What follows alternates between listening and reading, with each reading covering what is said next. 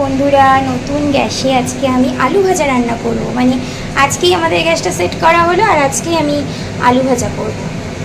দেখো, এটা কোনো স্পেশাল কিছু না, আলু ভাজা সবাই পারে করতে। এটা একটা আনন্দ যে নতুন গ্যাস, সেই কারণে। দেখো, গরম হয়ে গেছে আর এরপর আমি আলুগুলোকে ছেড়ে দেবো।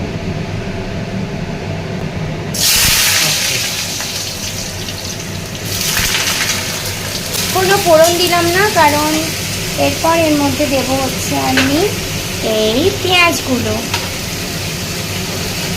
এটা একটু ভাজা ভাজা হবে, তারপরে দেবো, তা নাহলে পেঁয়াজগুলো পুড়ে যাবে আর আলুগুলো কাঁচা থাকবে। এরপর পেঁয়াজগুলোকে দিয়ে দিলাম।